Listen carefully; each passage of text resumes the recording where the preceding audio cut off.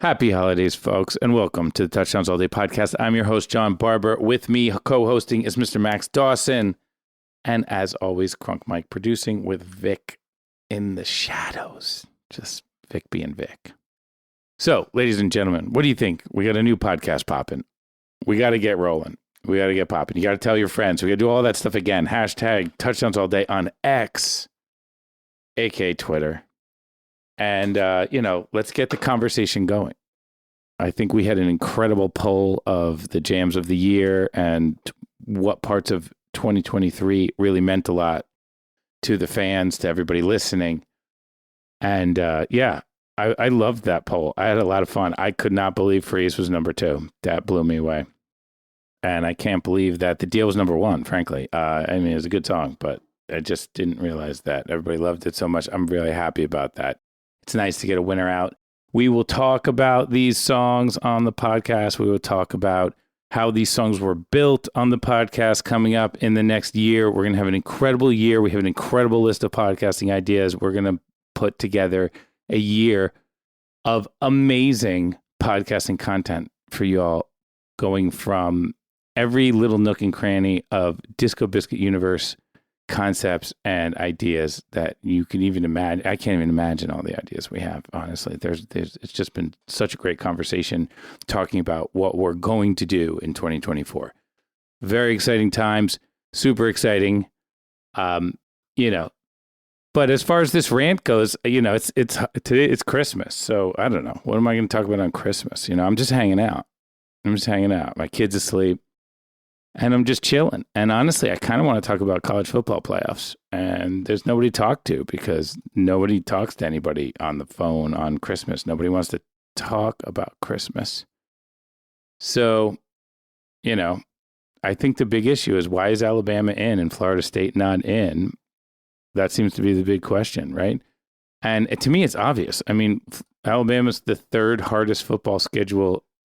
If you go to strength of schedule, Alabama's number 3. Florida State's number 60. Michigan is like 47. Duke is harder schedule than Michigan. BYU is harder than Michigan. Vanderbilt is harder than Michigan by a lot. I think Bama's going to wipe the table. Although Texas beat them already, and so hopefully Texas and Bama can have a good old rematch of the Colt McCoy championship game, and Bama's going to wipe the table with them. And that's just what's going to happen, because Bama's number 3 strength of schedule. They've played these hard teams before. They've played harder teams before, and they've done it this year, where these other teams are not doing that year after year after year after year. If you look at the Big Ten, what's up with the Big Ten? Or the Big 12, or whatever it is. What is Big 12? You have Michigan is 60th strength of schedule, or 30, whatever they are. Florida State's 50. Penn State's 60. Who do you guys play? Michigan's 47. What teams are you guys playing? How do the Rutgers Scarlet Knights have a harder schedule than those 3 teams? And why are those 3 teams all in the top 10 if they're not playing anyone all year? It's crazy. And it's every single year in college football. I cannot wait for the 12-team playoff next year. Obviously, everybody agrees on that. I also agree. College football is going to catapult to the best sporting event in the world, perhaps, except for maybe, what us Americans call soccer. The World Cup is maybe still number 1, but the NFL better look out. College football with the 12-team playoff is going to be an incredible fan event. The games are the most fun games in America. And when you play as many shows as I do, as regularly as I do, it's hard to get out of the country and see other things. It's hard to go to, Dubai and see a World Cup game, whatever it was last time there was a World Cup. It was all the way over there. It's like, who has time to sit on a plane for 2 days when I mean, look at the tour schedule. I have to be in California in like a month. I have to be in New York in 2 days. I have to be in Philadelphia in 4 days for 2 nights. It's constant. It's a constant amount of shows. So if you guys are Disco Biscuit fans, this is the year. 2024 is the year to go see 75 Disco Biscuit shows because, inherently unsustainable is rock banding, and you see all the rock bands. It's always unsustainable. So if you get a chance to see a bunch of Disco Biscuit shows in a year, 2024 is a good year for that. A lot of people took advantage of that in 2023, but a lot of people were like, oh, COVID and stuff like that. And I get that. But hey, 2024, this is a good year for everybody. And I'm excited that we're going to have a very, very solid crew producing podcasts for you all while, hey, I'm on the road. And I'm going to be doing interviews from the road. And we're going to add some video to the podcasting and get really fancy with this thing. We'll get all sorts of shiny with this thing. And that's really exciting to me because honestly, the podcast is one of my favorite parts about this. So, and I'll give you a perfect example. Like, where else can I talk about, Elon Musk buys Twitter for $44 billion.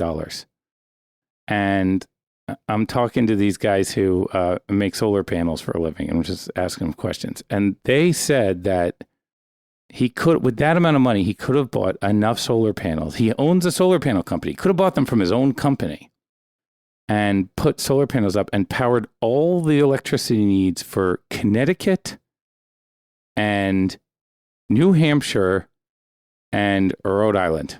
3 states. That's all it costs.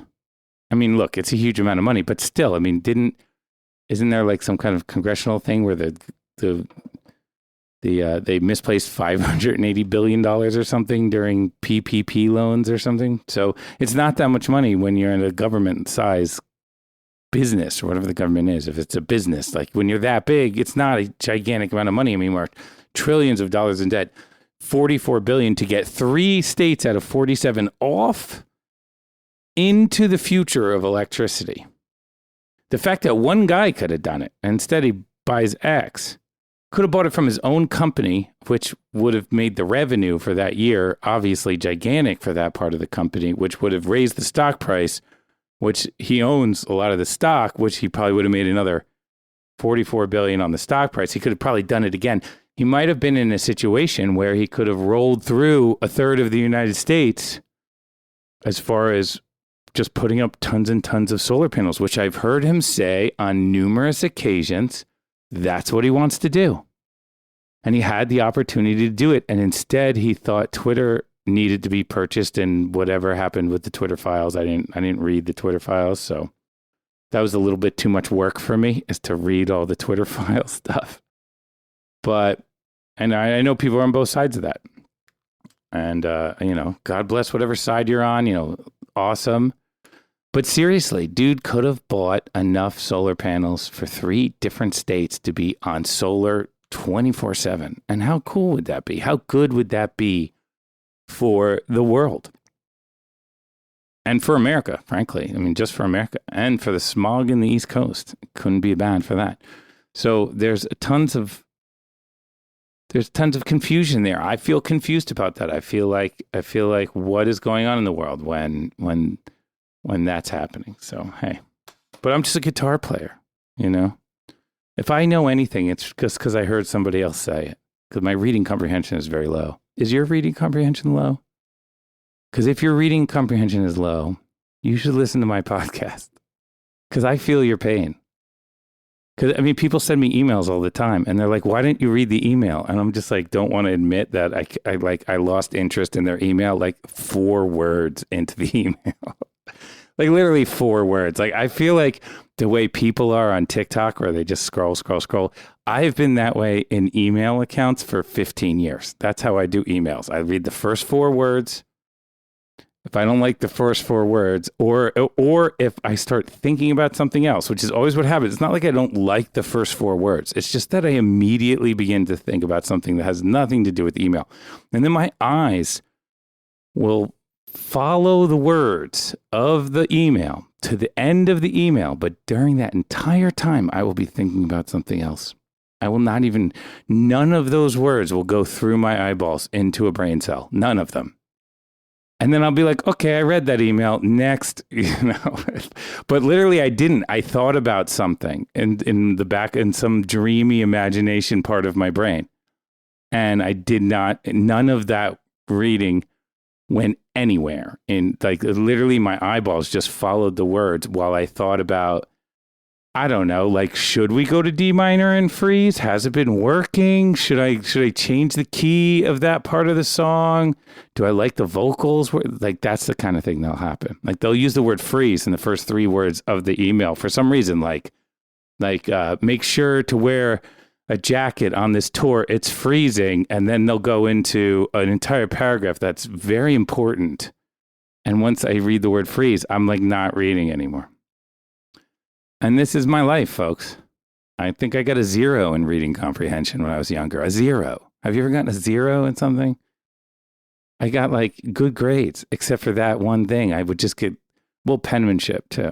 I did very poorly in penmanship. I don't even know if they teach penmanship anymore. I don't know if you need to write anymore, but you know, if you watch enough TikTok, you'll think, hey, I got to learn how to write because this whole place is going to explode. Because TikTok is the most apocalyptic social network I've ever been on in my life. I mean, God, if any of those people were telling the truth, we'd be terrible. But none of them are. Have you ever thought of that? That no one is on TikTok? Literally everybody is full of shit on TikTok. All right, so that doesn't make it a bad site. Still fun. Still cool. I mean, you know, I'm great at scrolling after 4 words. I've been doing it with emails for 20 years. So it's just another thing to lose interest in after 4 words. So, hey, here we go. This is the Aron Magner episode of the podcast. Aron gets into some great stuff.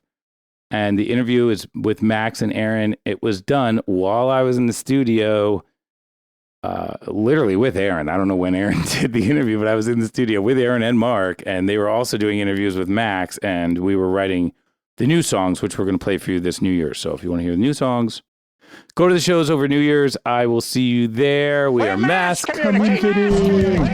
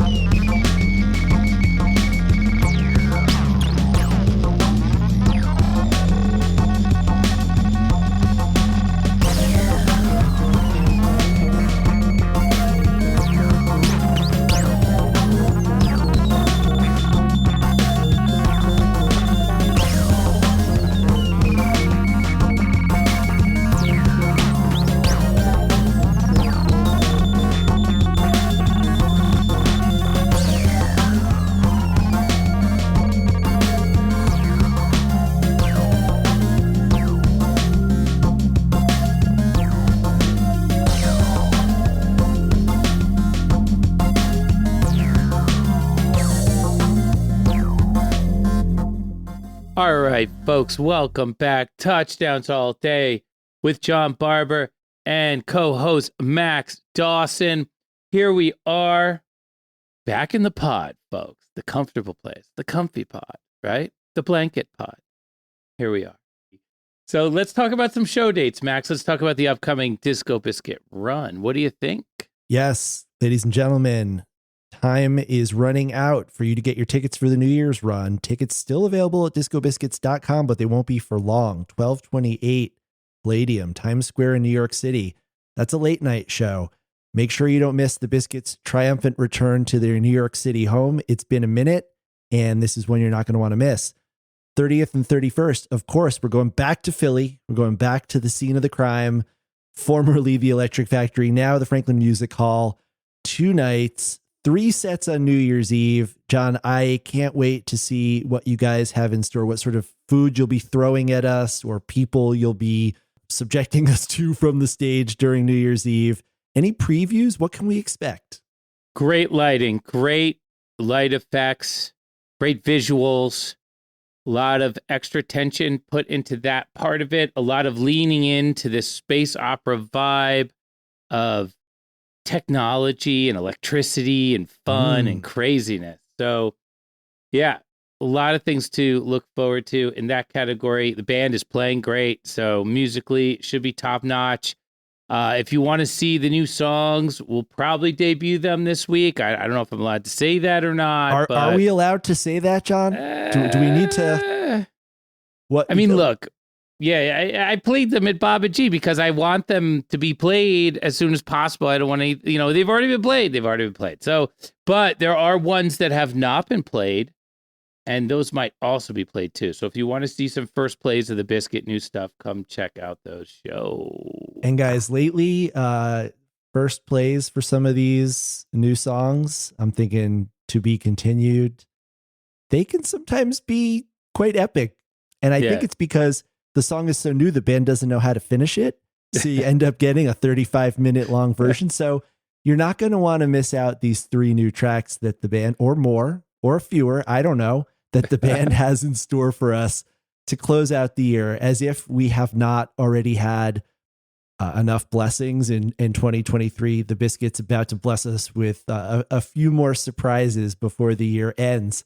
The band's then going to take a few weeks off, only a few, before embarking on the Why We Dance Tour, 34 shows, starting on the West Coast. And John, there's one gig that I am particularly excited for. That is Santa Cruz, January 28th, your triumphant return back to your former home. First time back in Santa Cruz since 2009. And John, apart from it being the place where you guys lived, it was the site of so many legendary shows. I'm thinking Palookaville, the Brookdale Lodge, when you did the Magellan reprise for the first time, the Rio Theater, and of course, the Catalyst, where you guys will be heading back. Talk a little bit about how it feels to be headed back to Santa Cruz. Well, I used to live there, so I am going to have a very nostalgic day. I'm going to go to all the old spots, see if they're still there. I think a lot of them probably are. The Catalyst is an interesting venue because I used to show up to the Catalyst when my buddy bands were in town. Like Sector 9 used to show up, Humphreys, and I would like jam with them when they played in town. So I know everybody at the Catalyst. I know all the guys that work there. I know the whole scene. And it's kind of was like a little bit of a family vibe for me when I was living in Santa Cruz. I used to hang out there all the time. So I'm excited to see the old crew, and I love playing on that stage. It's got a great sound system. I think that show is going to be fun. Santa Cruz always shows up in force for the Biscuits, as does most of the West Coast now. John, after Santa Cruz heading south, LA, Fonda Theater, we are upgrading significantly from the Roxy. You're going to be at the Observatory in San Diego.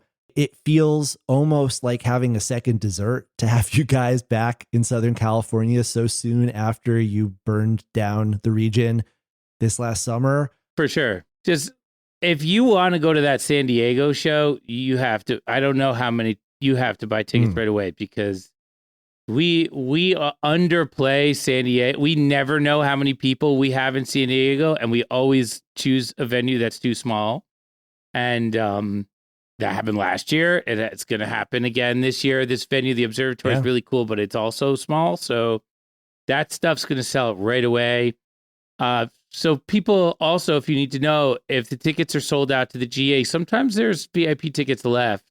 So they'll announce it as sold out, but there's still because the VIP is like kind of a separate allotment. So they'll announce the show is sold out. They still might be VIP left. So you have to, for San Diego, that's going to come into play. Maybe the Fonda as well. Those shows might sell out quickly. And we've already seen 3 shows sell out in Boulder. That's 2 at the Boulder Theater, 1 at the Fox. the tractor beam gig. Right. So guys, this is not like the old days where you could just roll up and buy your ticket at the door. The Disco Biscuits are selling out shows nationwide. Please head over to discobiscuits.com/shows, get your tickets in advance.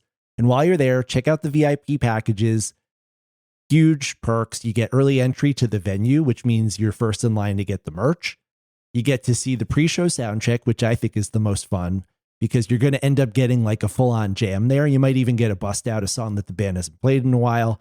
You get a group photo with the band, a limited edition show poster, commemorative laminate and lanyard. And then, you get to stake out your spot on the rail or wherever you want to be for the show. So VIP packages, guys, great way to see the band, great way to support the band, a great way to get a lot of exclusive perks. Yeah, great way to support the band. And also, that group photo with the band, at some point in time, we're going to make like a book where it's just like all the group photos in, one book. So it's 300 pictures of Chris Woody. Yeah. I mean, look, Chris Woody's in a lot of pictures. He loves the VIP. What are you going to do? He loves the VIP. And people who do the VIP, they do the VIP again and again and again. There are a lot of return customers.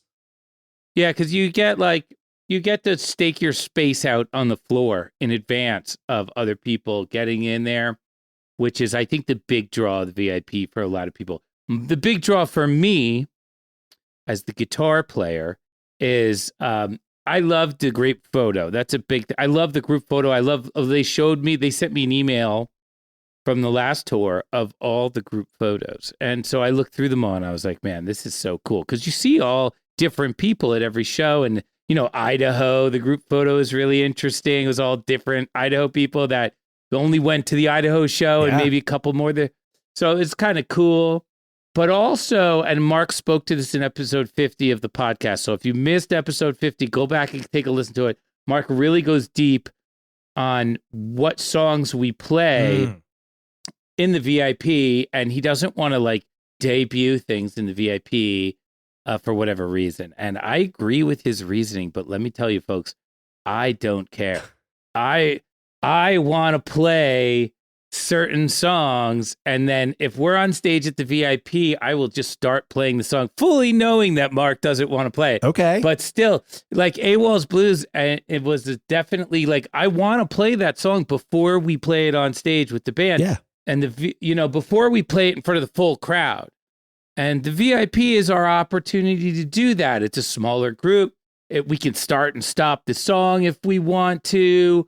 It's a good chance to see how ready we are to play the song. And I really like that personally. That means a lot to me as someone who wants to kill the song when the full room's in there. I want to play the song perfectly when everybody's in there. So I do like having a cut at some of the rare plays. And I know Mark's against it. He's aware of what I want to do. So there's going to be a little bit of some days we're going to do it. Some days we're not. We'll see. So there's a little action going on in the VIP if you're into it. Okay. If we're talking about the great Mark Brownstein interview from Touchdowns All Day 50, I got to ask, Mark talked about he wanted to hear, News from Nowhere. He said he didn't necessarily even need to play it on stage. He just wanted to hear the Disco Biscuits play it. Are there any songs, John, that you would be eager to hear the Disco Biscuits play? No, I'm on new songs all the time. All right. I'm not in the retro. No, but I'm also not a fan. I'm in the band. I've never been to a show, so I don't have that perspective. And I appreciate you guys have that perspective. We bust out old songs all the time. I know everybody loves it. I used to, yell "Smokestack Lightning" at every Dead show I ever went to. Yes. And then when I finally heard Smokestack Lightning, I was like, I wish they played Dark Star or something like that. Yeah. So, I've been in that position. I get that. But from my point of view, as far as what I want to do on stage is I just kind of love it that the band is progressing into new sounds and new music so aggressively.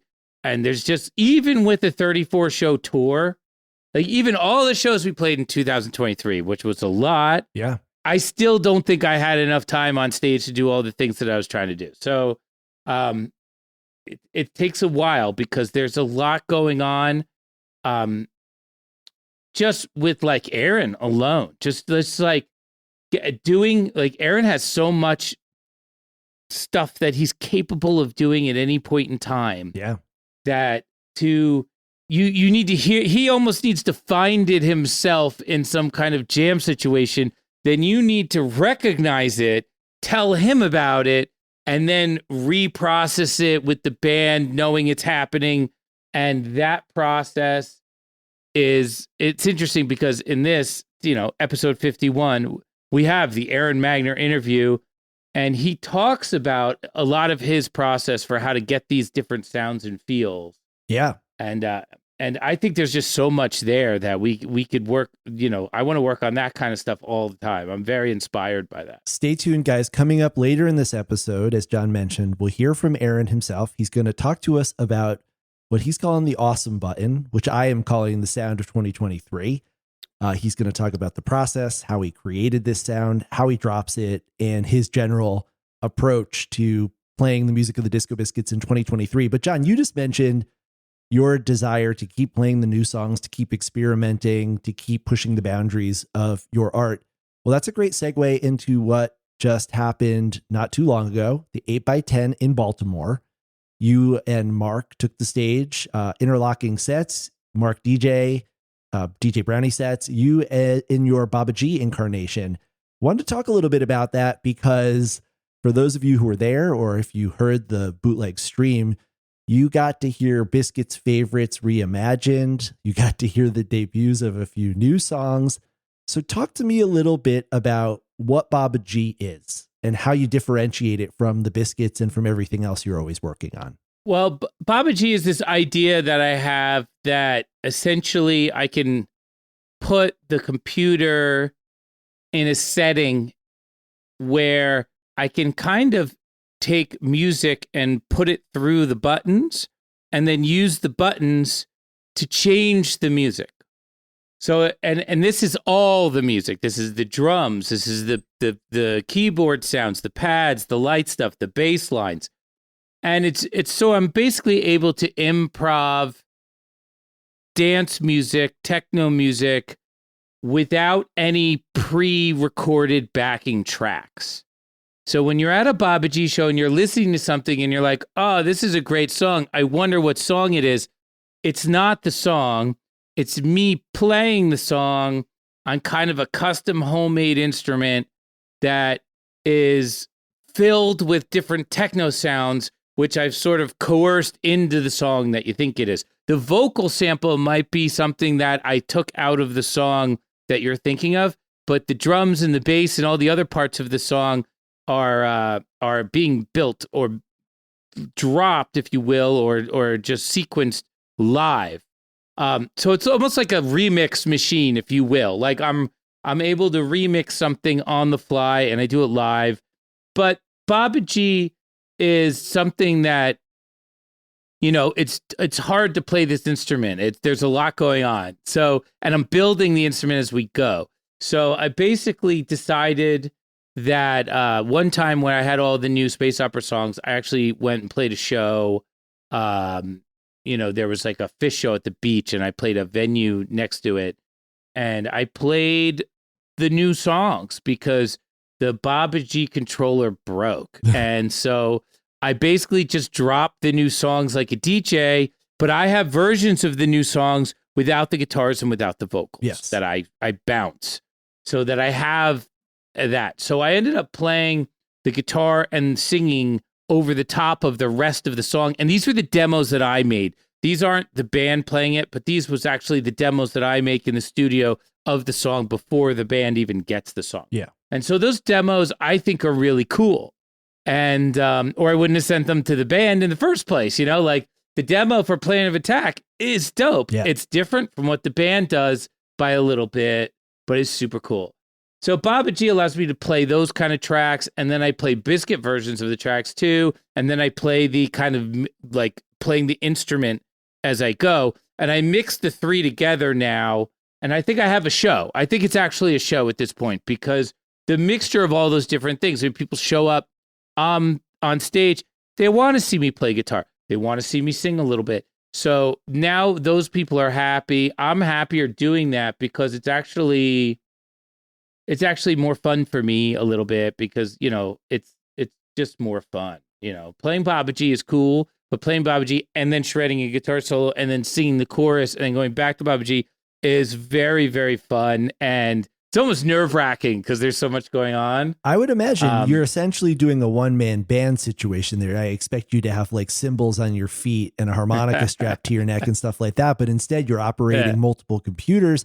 And what I loved about this particular performance was we've got the technology that you basically invented for this, and an old friend who joined us, the Gibson, coming out of mothballs to be played on stage. What motivated you to break out the old hollow body? Well, I mean, it lives right here. It's my studio guitar. So the guitar solos on the new album are all cut with the Gibson.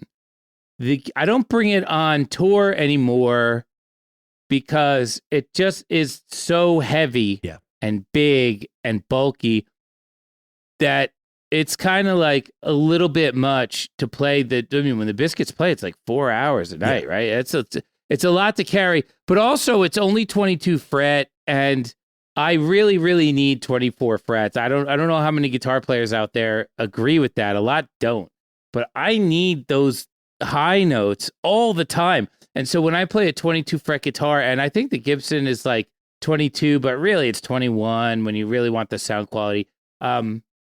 Yeah, I don't know. I love the Parker, the 24 fret of the Parker. I really like the PRS, Nick's PRS that I'm playing. Mm-hmm. So I don't know. The Gibson, I just decided to retire it from the stage. It's such a beautiful guitar. The tone is incredible. And I have to have a guitar for the studio where the tone's incredible. Yeah. So it's really working out. The guitar solos on this new album, I'm very proud of all of them. There's huge ones there's like 8 huge guitar solos on the new album. So people who say this is a techno album, is there another techno album ever with 8 huge, massive guitar solos on it? Let alone the story and the characters and the other stuff. But like, who puts that many huge guitar solos on an album? So it's just because playing the Gibson is great, and we got really creative on that. Well, it was nice to hear the combination of the new songs, some of the demos. It felt like we were getting some remixes, and even the debuts of a few new songs. So the set list had a lot of the space opera songs on there: "Shocked," "Who's in Charge," "Wormhole," "Twisted in the Road," "Deal," "Freeze." But then mixed in, we had a few of the new tunes that maybe we'll just gloss over for the time being, so that everyone has something to be surprised by in New York and Philadelphia. But John, why don't we take a listen? Catchy, though. Why don't we take a listen to a little segment from the show? We've got queued up here from, I think, your second set from where you're on stage. You've got more computers in front of you than that were used to launch the Apollo rocket program. You've got the Gibson. I'm just going to stop talking and hit play, and you do the talking. You tell me what we're hearing. Okay, great.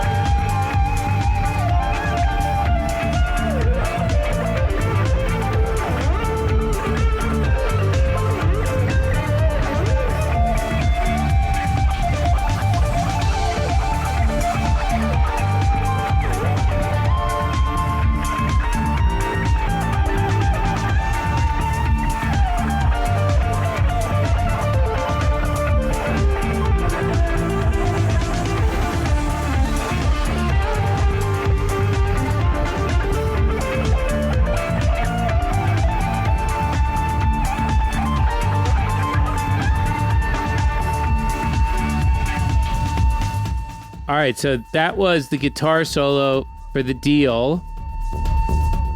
What is going on with the rhythm track there? That was really cool. All right, so now I'm making the deal live, and I'm playing a little guitar still at the same time. But I did a crossover from what was the Biscuits playing the deal on the album, but I had to pull out, of the section before the actual guitar solo from the album comes in because I forgot to take that out of the bounce by mistake. So I knew that was coming.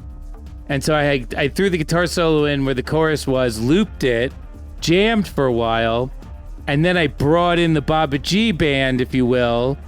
And now you're not listening to any Biscuit jam at all. You're listening to all Baba G, like live created techno and me playing guitar.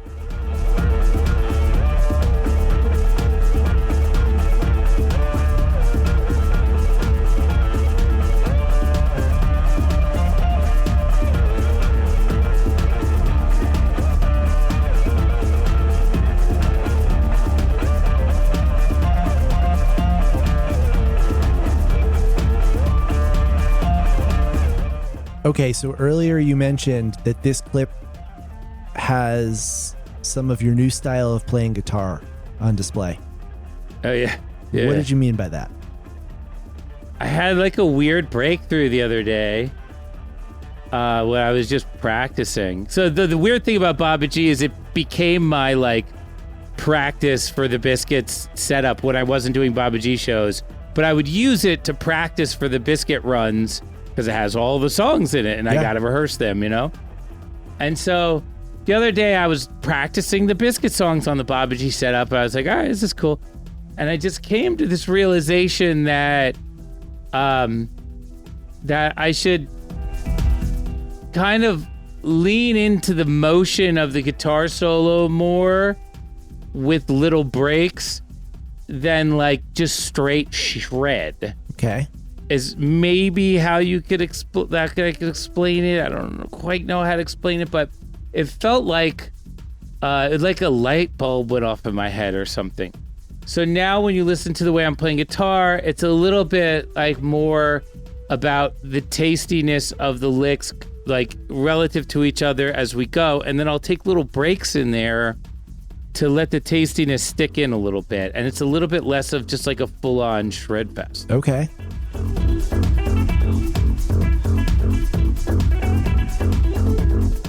So you're able to do segues between songs in Baba G mode. Yeah, I just changed keys. I changed tempos there a little bit. It's a little faster. I feel like I'm probably transitioning somewhere right now. And I'm still playing guitar at the same time. The thing about it is I don't really know what song I'm doing because I didn't have a set list. So I'm kind of looking around on the computer, like trying to figure out what I could go into the next time. Like I'm trying to figure out what vocals I should do next, what song with vocals would work. And I think I'm on my way into a new song. So I'm kind of like trying to speed up and work out the key to get ready for a new song called Dino Baby. Okay. Well, make sure you tell me when to cut out so that I don't give away anything. But I'm really enjoying this, so I'm content to let it keep rolling. Especially... Yeah, let it roll. Yeah.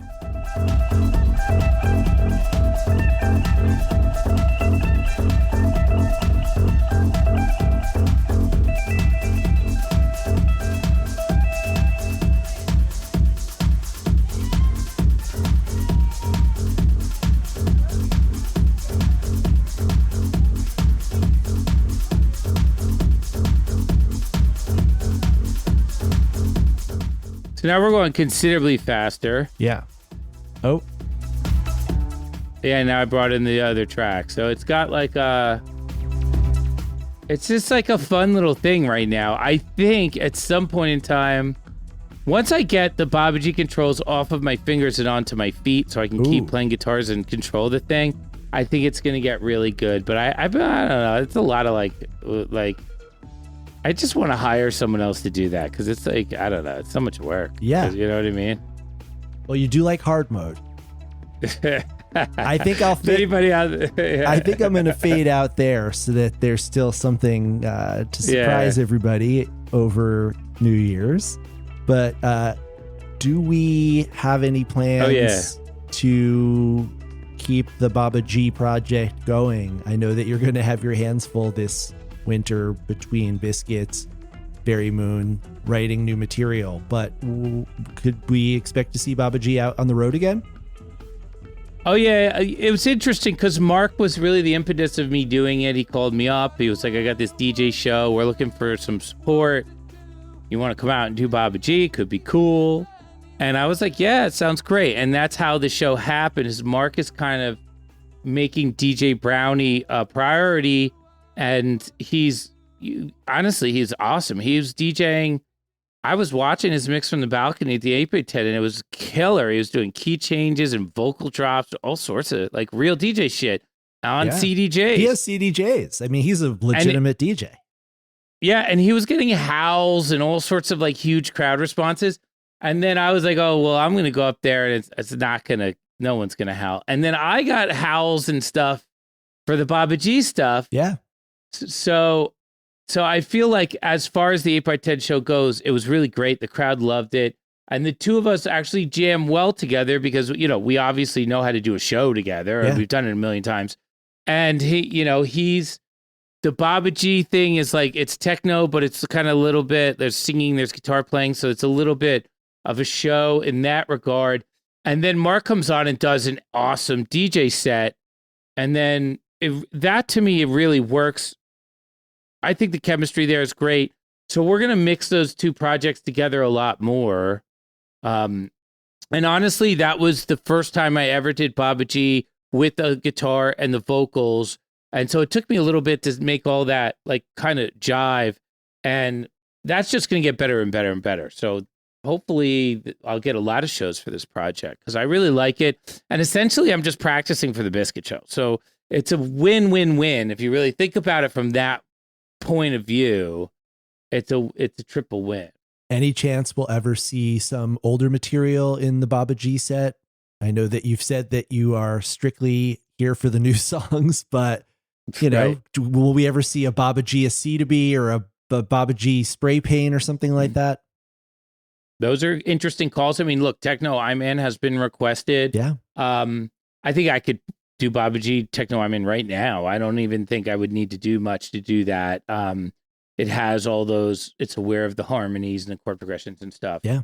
It might be a little sparse. Sometimes it's a little sparse, but the sparseness will get filled in as I learn to control some of those greater things at the same time while doing everything else. For me, it's a lot of practice is really what needs to happen. As far as old stuff goes, ironically, you really like the freeze from Baba G. That was the drum machine and the bass from the original demo, and that's it. Really? Yeah, it was just an experiment. I was just like, I had, a very limited time to do the Baba G setup last week, and I just wanted to play some of the demos instead of the band versions of songs. I had the band version of Freeze, but when I dropped it, I dropped a version of it, which was basically just the old like drum machine. The Freeze was very much like a swing drum machine beat that I made with a boom, boom, boom, and the bass. Yeah.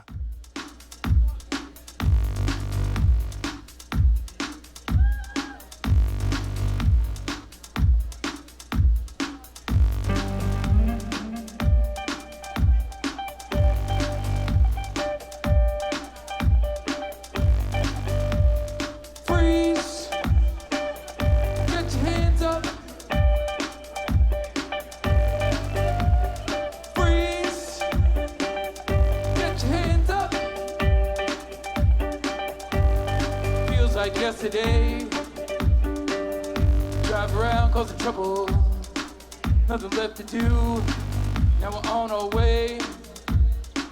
Future's bright, got my sights set on 7th Avenue in New York City. Running around and kicking, dropped off in the rain, don't have no pity. Hey, it's not the human way, they won't feel any pain. Freeze, get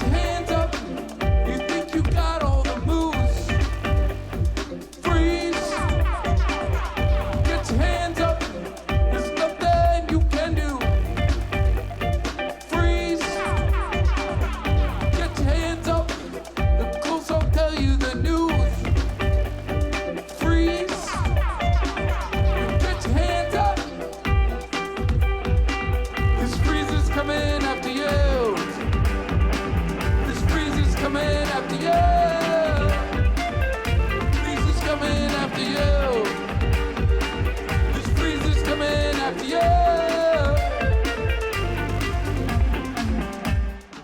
And that's all it was, and the rest of it was all me playing guitar and singing, which I thought was very sparse and cool. And Shocked was also the like pre-demo original track that we wrote over when we wrote Shocked. So I have this like flexibility with that project to go into some demo, like we're doing on the podcast. Like we're gonna go through Shocked on the podcast here on Touchdowns All Day, and we're gonna play for you guys the original sound files and what we wrote over, and you know how that turns into how Alan approaches that, and then how the old MPC beats get replaced with Alan's beats, and how that all works and what it sounds like. And so Baba G, I also do that live on stage. You know, why not? I love the fact that through Baba G, people are getting a chance to hear these songs in all of their different iterations, because by the time, and this is, as John alluded to, something for you all to look forward to in 2024 on Touchdowns All Day, by the time you hear these songs, they've gone through multiple generations, from, you know, concepts floating around in Joey and John's heads to demos that might just be, you know, sparse drum and bass with vocals, to versions that bring Aron in maybe, then Mark and Alan, then you get Cloud Chord in the mix, and then by the time they're out on stage, these songs have come so far, but we're starting to see that these songs can live simultaneously in all of these different formats. And that's a pretty cool thing about the Baba G project. I really did love the freeze. That heavy drum and bass sound, very sparse. It reminded me of the first demos that you and Joey shared with me way back in the day that I originally fell in love with. And of course, we've all seen Freeze, you know, the runner-up for the 2023 Song of the Year, John. Crazy, We've seen right? Freeze come so far from its first versions on stage, but just wait till you guys get to hear what Freeze sounded like a year before the Biscuits even played it live. John, I would love to share with everyone the great interview I did with our friend Aron Magner. Sat down with Aron and asked him to talk to me a little bit about a sound that I kept hearing all fall, and that kept coming up time and time again in some of the most exciting highlights of the tail half of the year.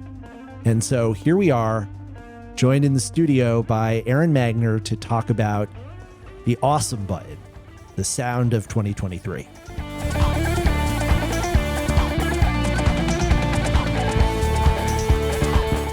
If you listen back to the Jam of the Year nominees, you might notice something that pops up again and again in a lot of the most exciting musical moments of 2023.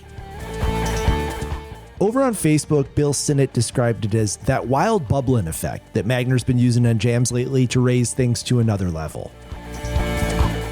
We've heard it all over the place this fall. In Indianapolis, during One Chance to Save the World. In St. Louis, during Vasilios. At Biscoland during the York theme, Burlington during Shadow, Hartford, Evolve, Miami, the I-Man with the conga jam in it. I could go on and on. But I'd be remiss if I didn't mention what I think was the definitive example. That's the transition from Hot Air Balloon into the deal.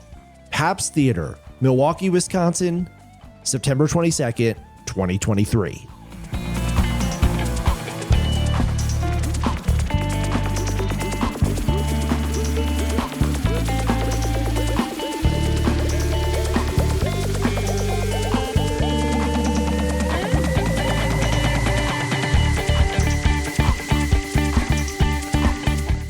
Joining us today to get to the bottom of what we're hearing is the man himself, Aron Magner.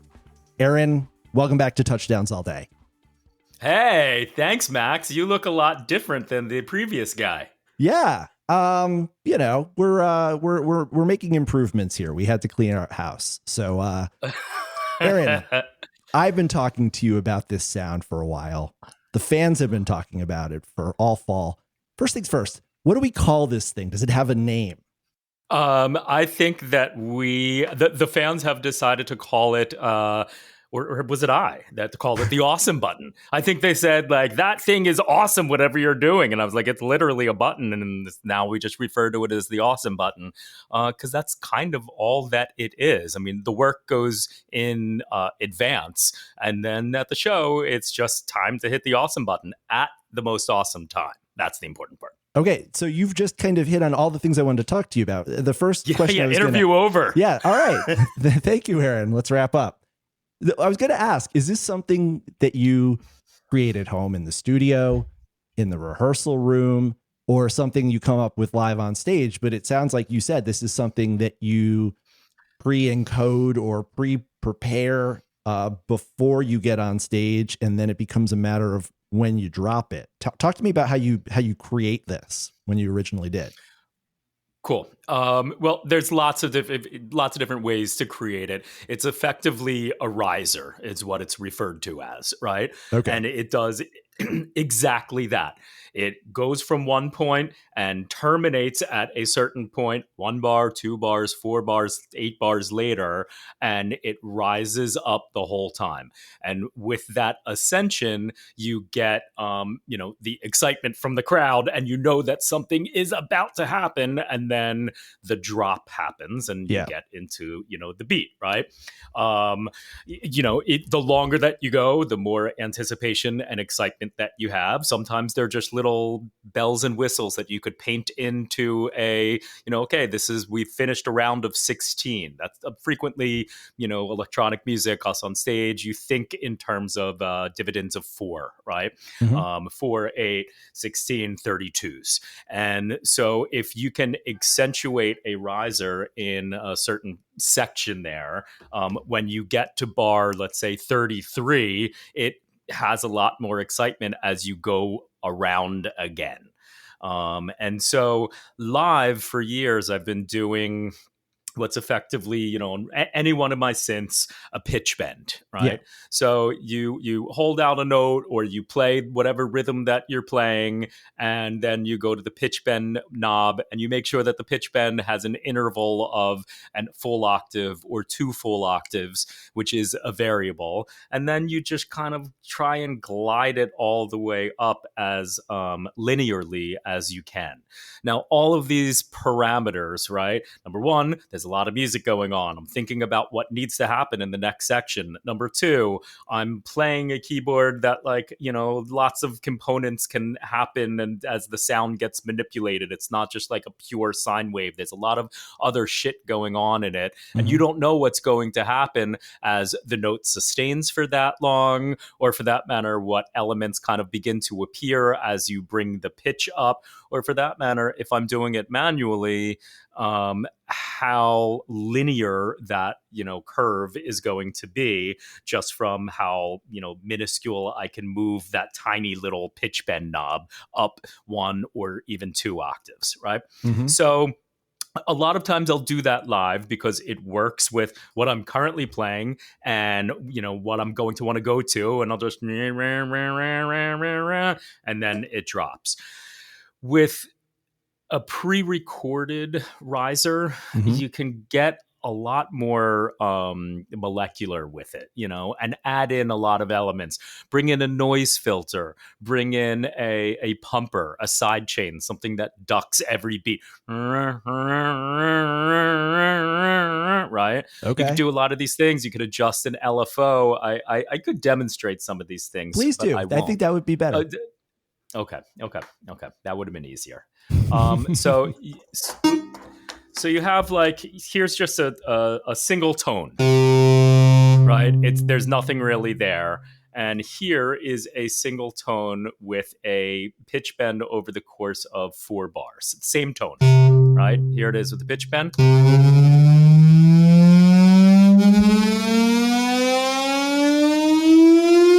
Right. So you can already tell that there's that riser element happening. You could feel that there's a beat coming in, or something exciting is about to happen. That sounds you put like in Times Square. The pumper. Sure. Here comes the pumper. Okay.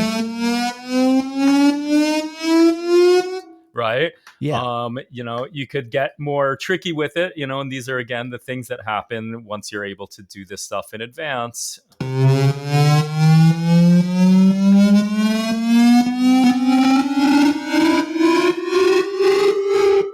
You know, just right, lots of different concepts here, and there's tons of risers. So here's the one that I was doing a lot in October. It has some drums in it.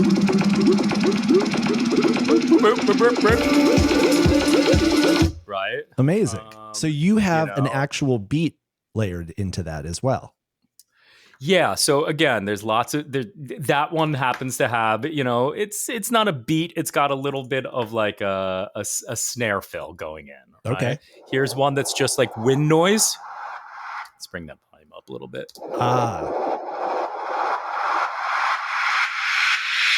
I think you used that one in the dribble at Bisco Land. That is not good. Right. Good ears.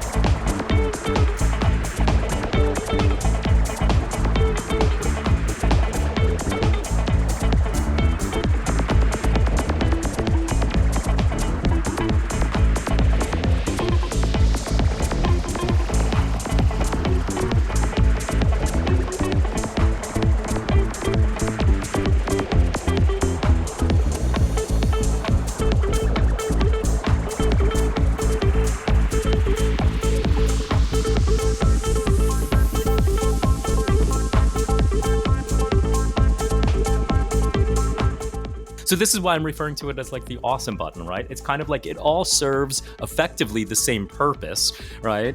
And for me, I've got a few in here. I could continue to build the catalog. Here's another one that I was using the last tour.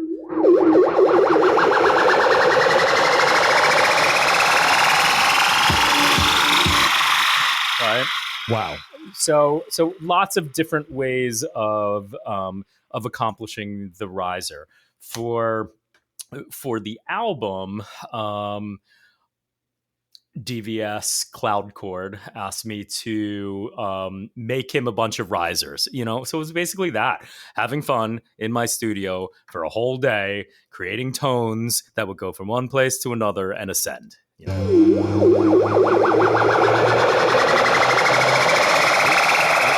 That's the same. That's the same one. There we go. This one, he asked me to do like a really long one. Okay. That goes on forever. This one sounds like the same thing. Oh, it gets an LFO filter at the end. Right? Okay. Here's a different one. Sounds similar. That's going down. That's called a downshifter. This is going to get faster. Shit like that. Okay. So you create all these for Cloud Chord for use on the album, but do they then translate into your live setup? They did. So, again, they're carefully constructed within the album, and there's effects that are put on them. They have to come out at the same time, at the right time. They have to come in effectively at the same time. And yeah, there's some processing. So I thought it would be fun, since we're done the album, to be able to take some of these things that have been processed and use them in the point of the song that we're now playing live, that we did all this work in the studio for. So like, in One Chance to Save the World, like, where we keeping all the weed in this town, that's kind of a break. Yeah. That's a perfect point to in this town, got to know beat. Gotcha. Yeah, so I was doing some of that. Like, I extracted the stems from One Chance, from The Deal, and just kind of playing around with it. Again, it all serves the same purpose. It's just to garner excitement, and then the big cryo comes at, the downbeat, the big drop comes at the downbeat, that type of stuff. That was going to be my follow-up It's a little question. trick. Yeah. It's a little trick. It's just a little trick. I mean, and before you ask the follow-up questions, I mean, this is kind of one of the crux reasons why pre-produced music is so energetic sometimes comparatively to, live musicians doing it, because you get to go in and really fine tune what is it about that white noise. Think about it. Like, that one that I played earlier was right, like, that's all it is. But you want to get the right and in order to to do that, you sit there in the studio for however long, and you make it fit really well within the track. And when you do that for all of the components of a track, pre-produced music can have a lot of power. In order to do that type of stuff that requires some precision, it doesn't always land live. I was going to say, before you sort of inadvertently answered this question, you talked about how. I was going to ask you to explain the why, but I think you just did, because it's a great way of just taking the temperature in the room up. I mean, it's a riser. You are literally lifting the energy in the room, headed into a peak. Yeah. I mean, listen, there's other tricks that, sometimes I do, but you see a lot on the EDM stage, right? Which is like, everybody get your hands up, and just like moving your hands to suggest that this would be the time to start jumping up and down. This is just the sonic version of that. Okay. I didn't realize there was a time when we weren't supposed to be jumping up and down, but that might just be me. I know your thing is always jumping up and down. Is. Yes. So you mentioned these were created in conjunction with the studio work on the album. Are these versatile? Can you drop the one that you created for One Chance in The Deal and the one from The Deal in Shocked or anywhere you want? Do they go from track to track, or are you kind of limited in where you can use them? No, I mean, they don't really have much note value to them, right? Because they're always ascending, right? So it doesn't necessarily matter where it starts, and sort of doesn't matter where it ends up. Again, these are the, precision things that you can dial in with a track in advance, but they are somewhat swappable. And, you look at a site like Splice or something like that. I mean, I can't imagine there are many producers that are out there that when they need this trick, and this trick is in almost every single electronic track, right? Some of them, go in and make this and spend the time to do it, but there's so many that are just like up there and pre-made. There's some software that will now combine oscillators and noise filters and some drum stuff that will kind of like help do this for you. So yeah, I mean, very interchangeable. You can just kind of like drop it in and be like, this is what needs to happen in this moment. And then it's just a timing thing. Is it 1 bar? Is it 2 bars? Is it 4 bars? And that kind of is the biggest trick, because it needs to terminate at a very specific point. And in order for it to terminate at a specific point, you have to start it at the right point. I've heard times when you've started the awesome button, but it almost sounds like you realize now is not the right moment and you abandon ship on it. Oh, yeah. You'll maybe come back to it later and it'll hit on the exact right time. In moments Right. like that, is it a matter of you just knowing where the other three are going, where you guys collectively are, or are you guys communicating on the talkback channel or planning or in any way saying like, okay, it's coming now? Are you just communicating musically, verbally, or is it just a matter of ESP of being locked in with the other guys? Yeah, I mean, for the most part, you see us talking into the talkback mics, and there are sometimes musical things. Mostly the talkback mics are not used for musical things. Okay. It's the majority of the times that you see any one of us talking into the mic, it's to adjust the level that we weren't able to, suggest that that's what we needed up or down or whatever with our hands, and needed to use our voices in order to express that. Or, hey, don't forget that third section is coming up that we always miss, something like that. So we'll rarely call like, here comes a riser, right? And I think part of the maturity of playing together as a band for multiple decades is having that ability to know that about each other. And so if I come in with it at the wrong time, there's two reasons. Number one, I came in with it at the wrong time. Like I could, and once you start the awesome button, if I know immediately that I came in at the wrong time, I'll just take the fader on it and grab and throw it down. So you might catch it for a split second, and hopefully no harm, no foul. That was not the right time. Sometimes I start it, and like a bar later, I realize, either A, I'm jumping the gun a little bit, and I don't think that anybody's going to jump on this, or I don't think that Alan has realized that I've started this and it's just going to happen and have no effect. So should I play it out? Sometimes I play it out, and it doesn't have that effect, and sometimes I play it out and like that whole room is bouncing, right? Yeah, I associate the awesome button with the sound of the second half of this year. I guess really since Austin, I think we started hearing it. And like I said, so many of the jams that were in contention for Jam of the Year feature a version of the awesome button, and including some like Nice. the dribble from Biscoland that I didn't realize that was wind great. sound. That was the moment that I fastened in on immediately. I didn't realize it was a riser. I didn't realize it was the awesome button. But the question I have is, it sounds like the sounds in the patches that you play seem to have a life cycle of their own. So first they're rare and surprising, and you'll be in the crowd or you'll be listening to the stream. You go, what the hell is that?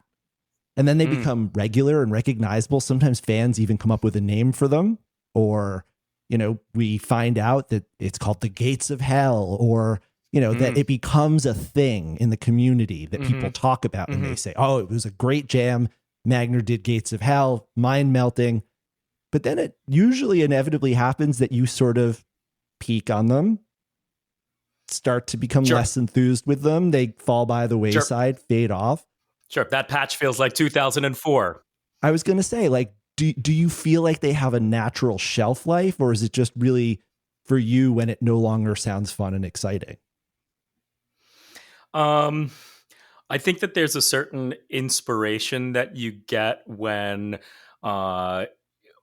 you play a sound that you haven't played before, when you play a sound that you're familiar with but haven't explored in a long time, like an old friend. And I think, to the opposite of that, there's times when God, I've been playing, this has been my default patch for, 3 years, or sometimes it's just, I'm going to get a new keyboard. So those sounds, the sound that Strobe Lights and Martinis was on, I don't have that keyboard anymore. So whatever I play it on now is sort of an emulation of that like gated ARP sound, right? Okay.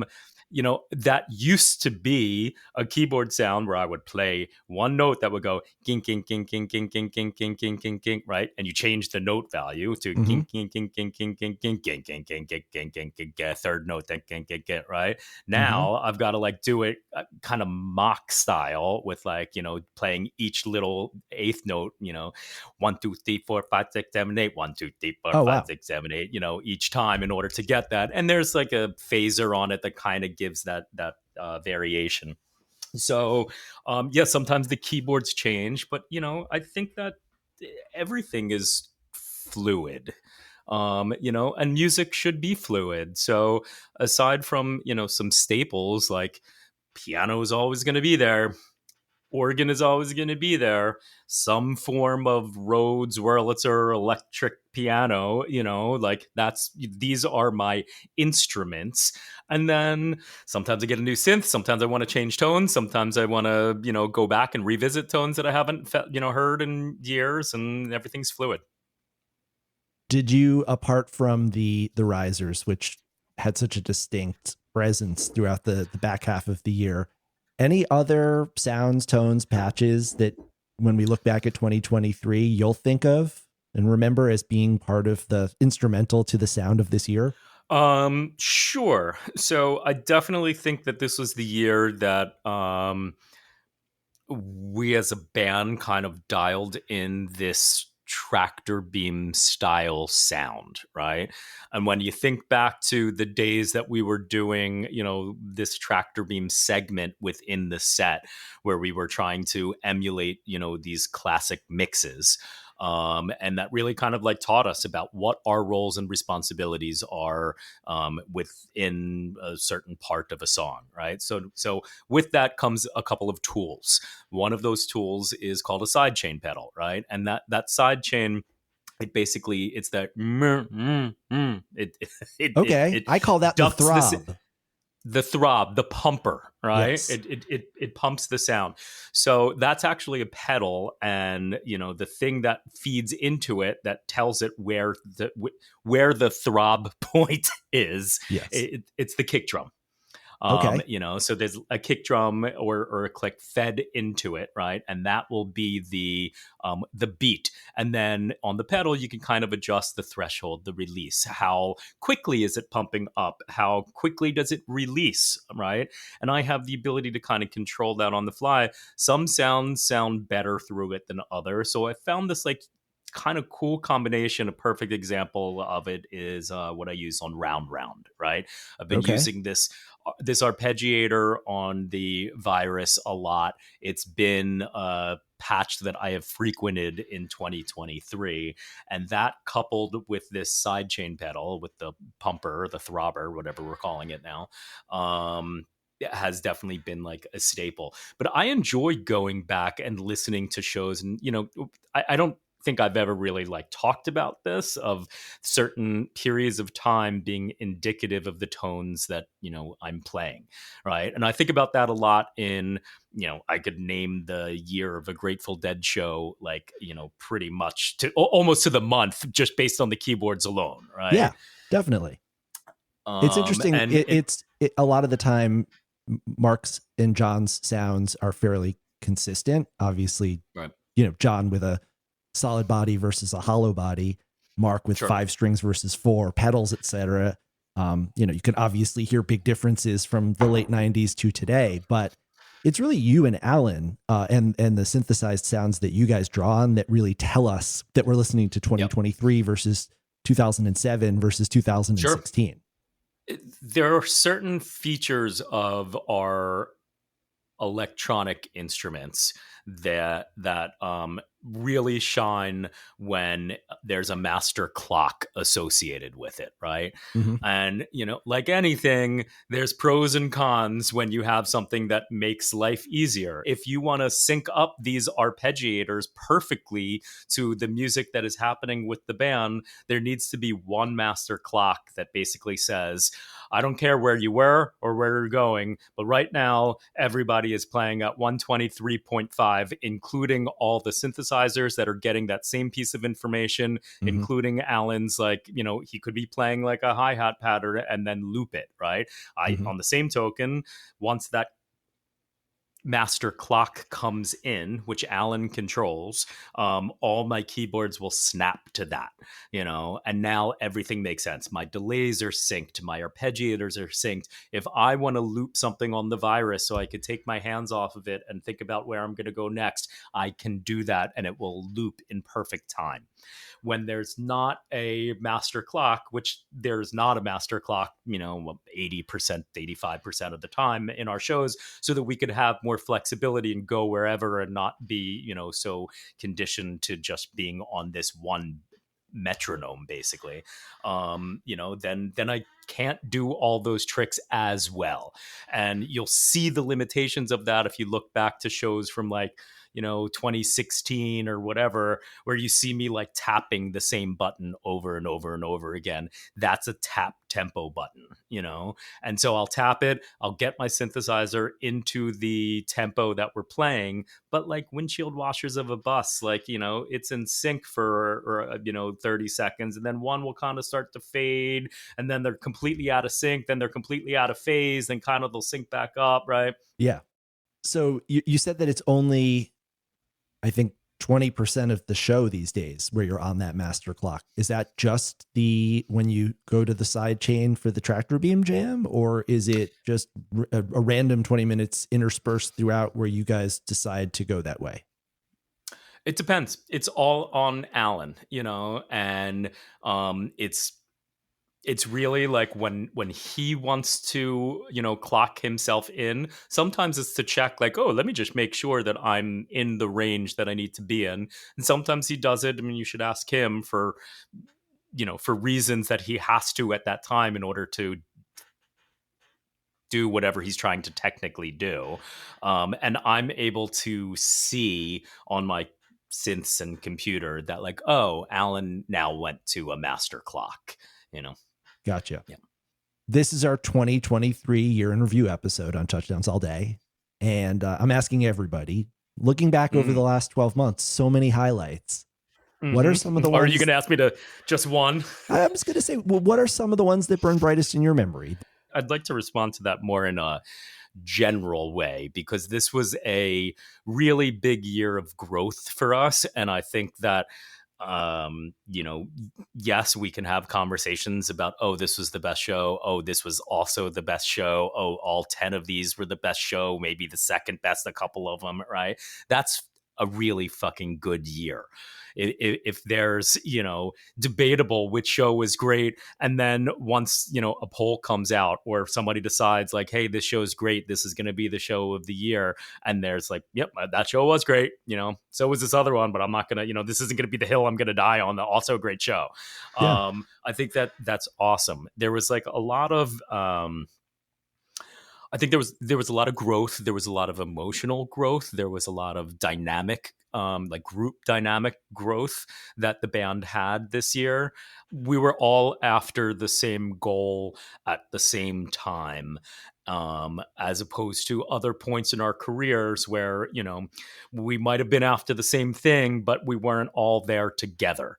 And so this year has just been, again, understanding each other a little bit better, understanding ourselves a little bit better, understanding what we're trying to accomplish here.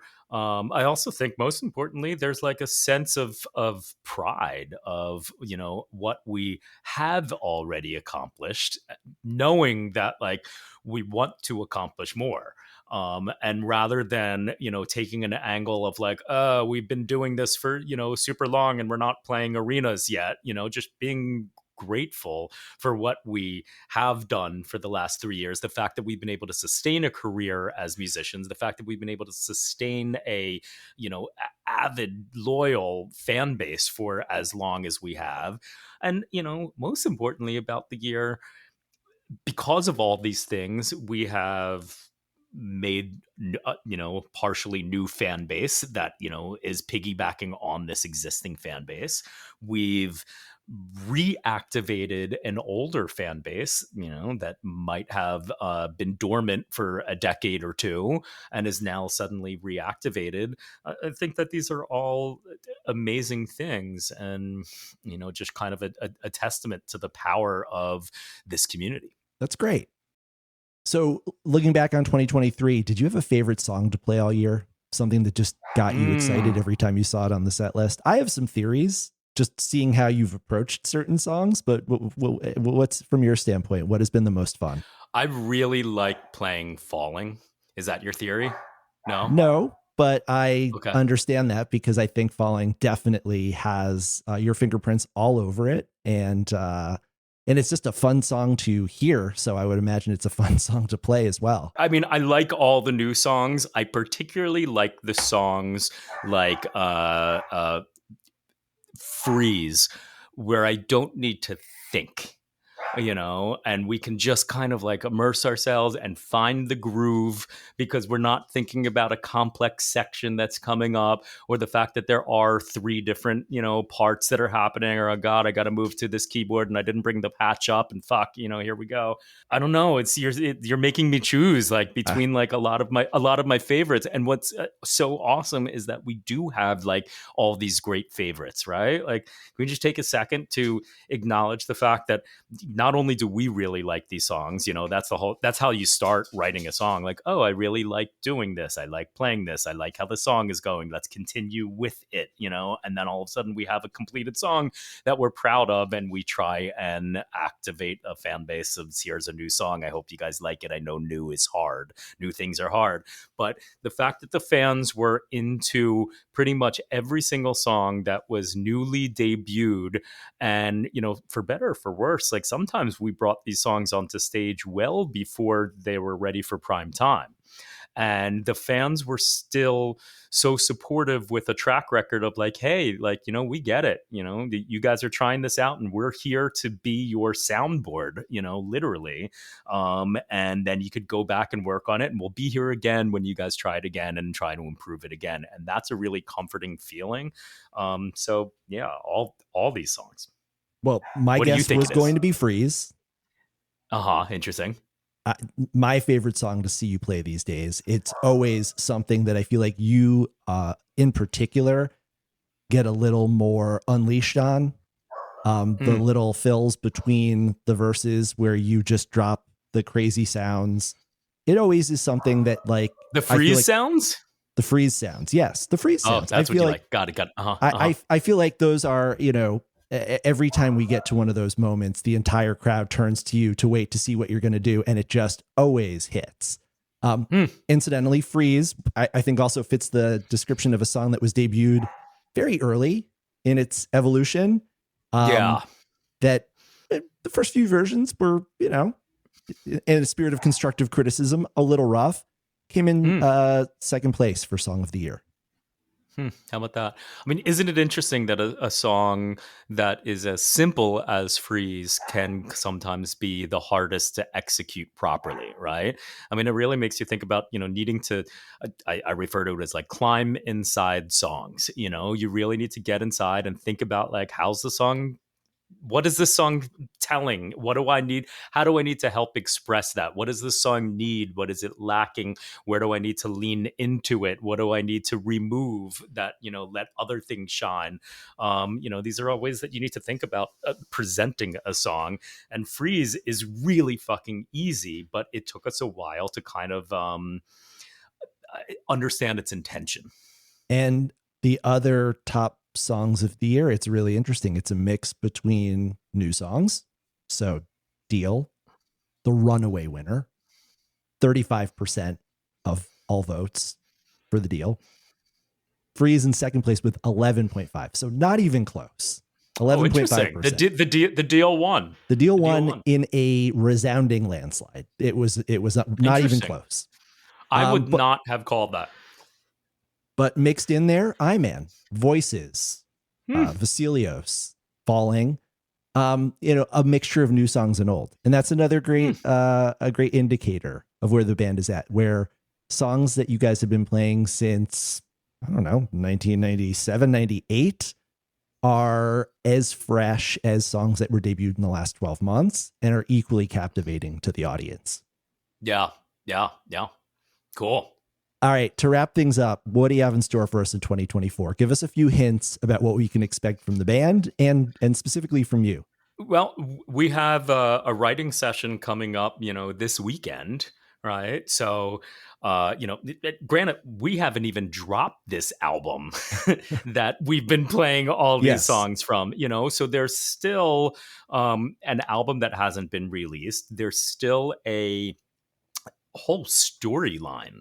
I know like fans have kind of been picking up on what's happening within these songs, and there's theories, and there's some characters that people are picking up on, but this is a very well thought out plot line, and the stories that are told through lyrics are spot on, and we'll eventually tell that story in its entirety in 2024.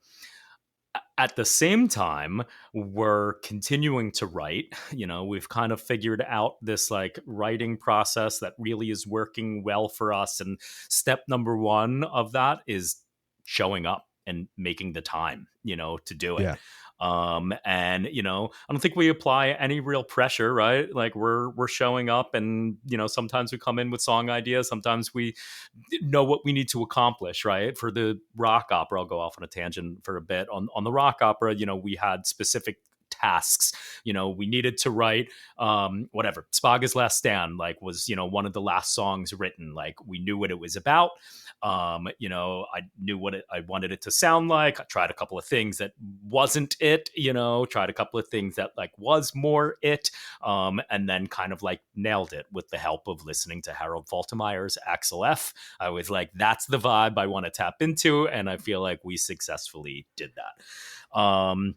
So, in conjunction with releasing these songs that haven't come out yet and the whole story of the space opera, we're going to start writing and continuing to do that. We're being paid in dividends, just with By the Time and Photograph, which also came out of one writing session. And again, it takes some time, right? You get like the basic boilerplate of what the song is going to be, and then you kind of like do another demo of it. You try it out in rehearsal, you try it out on stage, and then it takes half a dozen performances to kind of like get it. But yeah, I mean, there'll be more of those songs, just like random songs of stuff that we did either in our home studio or getting together for a little bit. And I feel like that's important for us and for the fan base, and it feels good now that we figured out some sort of like system that we know has proven results, and we can just repeat that. I hope I'm not jinxing anything, because it is very possible that you come together for a writing session and nothing good happens. That's possible. We haven't experienced it yet, but it's possible. Well, with the new collaborators you guys are working on, with the new energy that you and John are bringing to things, it seems like you guys are on a winning streak that just keeps rolling. The last three new songs, Falling By the Time and Photograph, each have become significant parts of the repertoire since their debuts. So it only seems like we can hope to see more of that going forward. And I'm really excited to hear you've got additional writing sessions planned for the next few weeks. A lot of touring next year. A lot of touring. A lot of driving, a lot of shows. And this is what we were hoping for. It's going to be a very busy first quarter of the year. So, but a good one, good and busy. In a very good cold, way. Good and busy. Cold, good and busy. And very expensive for those of us going to a lot of shows. Aron, this has been great. Thank you so much for joining us on Touchdowns All Day. Max, it's been a pleasure.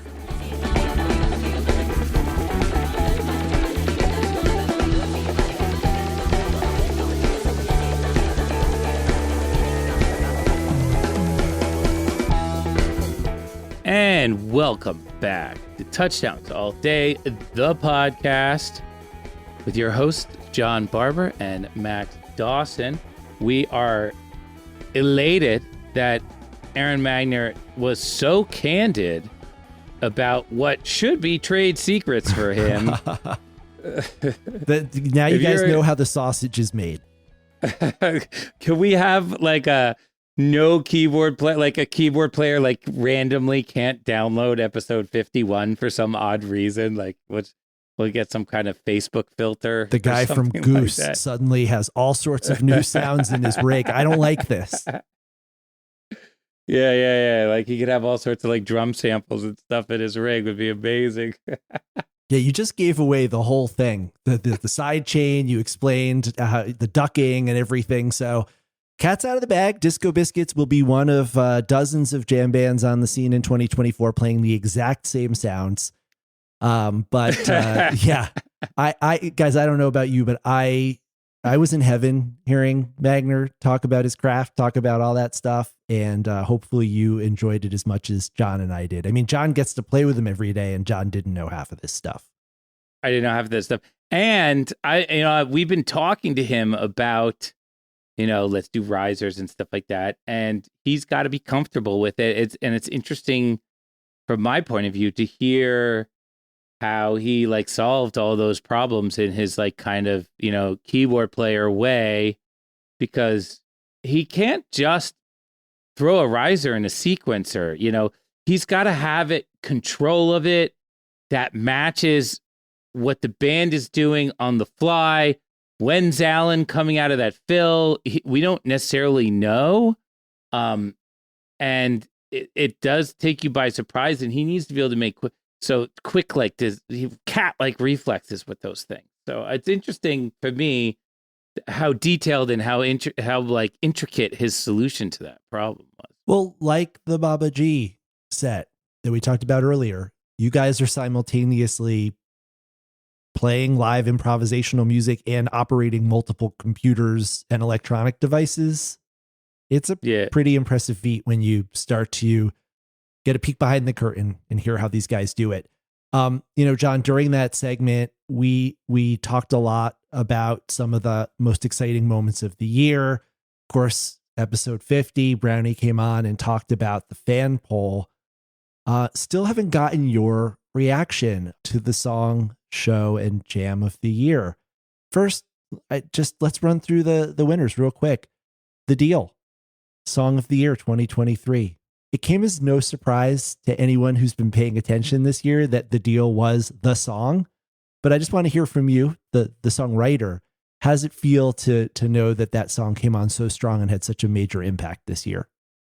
It's interesting because when we wrote The Deal, we knew that it was in kind of a hot seat as far as the space opera. And I was nervous going into the studio the day we wrote that song.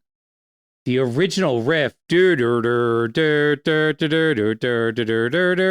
was written by my kid, River. Excuse me? River wrote that line by mistake. And I happened to be recording it. He was playing the synth, and I was like videoing him being like, oh, look how cute he is. And he went like, do. And like, he kind of played it. And then I was like, oh, that's good. Let me try that. And then he was like fighting me. And then we were like playing it together. And then so the two of us wrote that lick kind of together, where I write with him all the time because I'm in the studio alone a lot. And then he walks in and he's like, what are you doing, Dad? And then we end up writing together. We've written quite a few songs together. How Many Fuzzies Are You? He's a little songwriter in his own way. And then I played that riff for Joey and Magner, and they loved it. And then like, how do you make a song out of that? Like what is the song? It could go on. You could make like an Armin van Buuren, like huge techno song out of that. And Joey had this let's make a deal idea lyrically that he thought really kind of spelled out the relationship between the leader of the alien ship and the band. And then how do you mix those two together? I was really nervous we were going to screw it up, because to me, it was just like, I felt like the direction, like the song that I wanted to make out of the riff that me and River wrote was called Techno King something or other. And I forget what it was, but something like that. And it really spoke to like this like big, like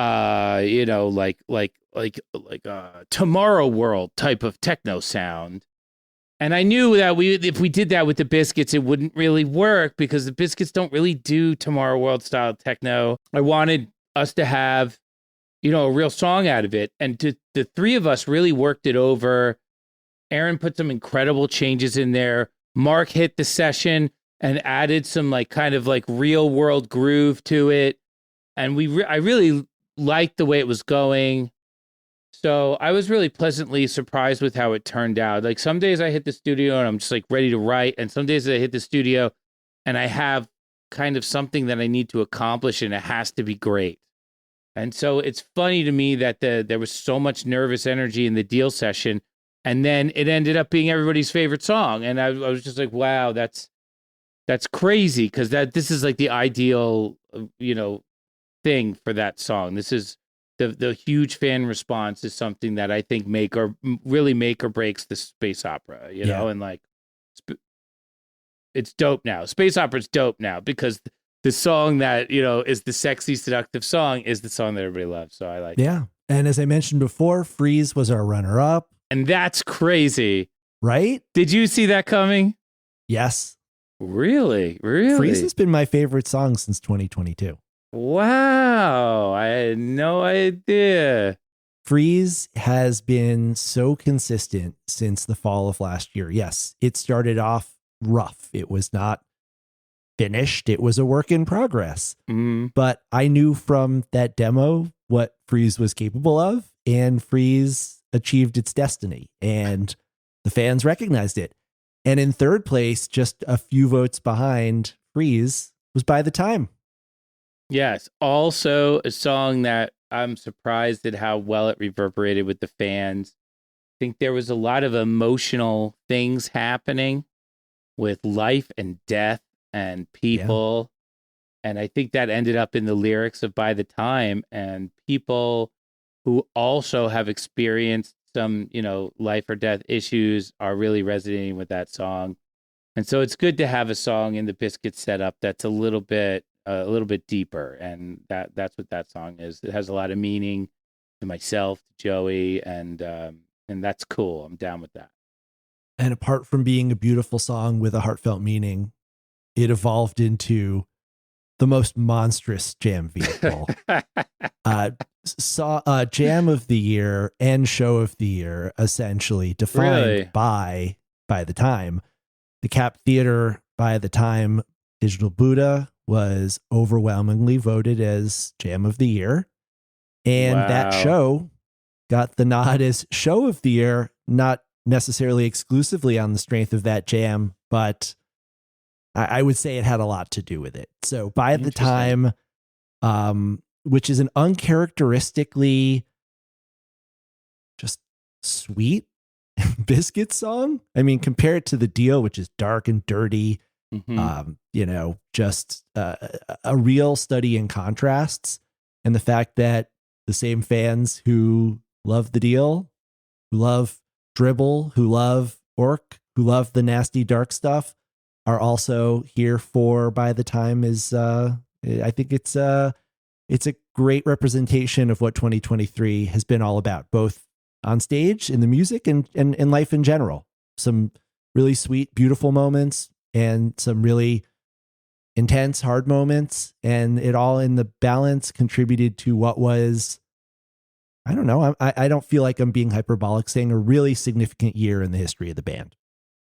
Yeah, I feel that way as well. We accomplished a lot this year. We went through a lot this year, and we had a lot of shows that were really top tier quality, consistent shows, because everybody in the band really showed up in a way that I was surprised to see, and a lot of the fans showed up too. I think the pandemic created this kind of like we've lost our world type of feeling amongst everybody, and there was like a little bit of a depression in there.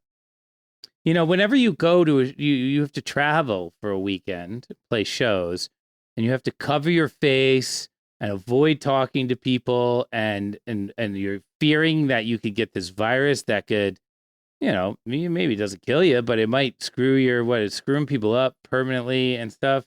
And the fact that when you're traveling musician, you have to take that risk every time you leave the house. Like I was like drinking emergencies like 10 times a day and all sorts of stuff. So it does put a little bit of a damper on the vibe, but I think 2023, everybody like loosened up a little bit and felt like, hey, maybe we could get back to normal. And the band emoted in a lot of different songs. I mean, Photograph was the first like sexy song we've written in a long time. Yeah. That was just like, let's get a hot, sweaty sex song into the set. And by the time is a very weird chord progression for the Biscuits because it's very, very happy chords, one after another, without the like typical Biscuit dark moment. And I don't know. I love songs like that, and I feel like by the time hit the nail on the head, and I'm happy about that. Well, it was a remarkable year. We've got so much to look forward to in 2024. Before we wrap up for this, our last episode of the year for Touchdowns All Day, I think this is only the second episode of the year, but it's also the last. John, the fans wrote in. They had a few questions. I told them I would ask you. Oh, fire. So let's go to a little segment I want to call the Barber Chair, where Barber dispenses with advice. Yeah. He answers your musical questions.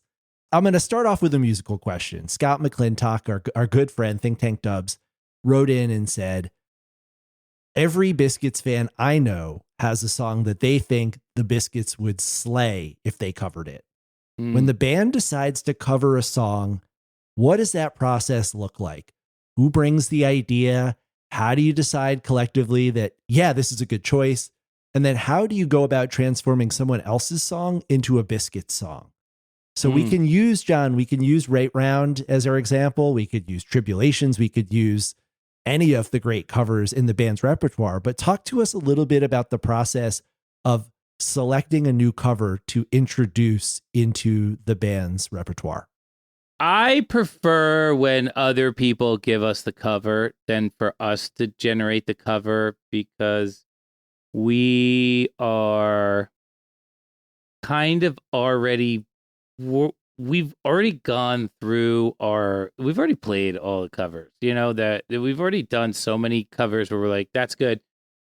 I like it when somebody called, like, for instance, Right Round, like You Spin Me, Right Round, Baby, Right Round.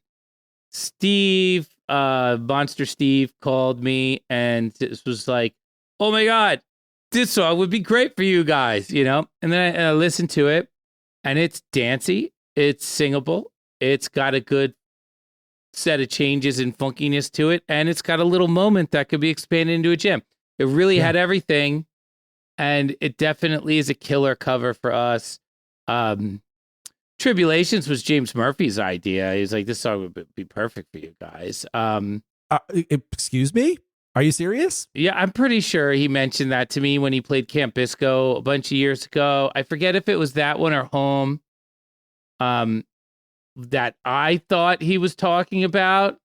I'm pretty sure he said Tribulations, but he was just like offhand and he was like going on stage and I was making fun of him because he was wearing all white and the festival was covered with mud. So I was busy cracking jokes, but somebody else caught what he said and basically came to me and was like, you guys should cover that tune.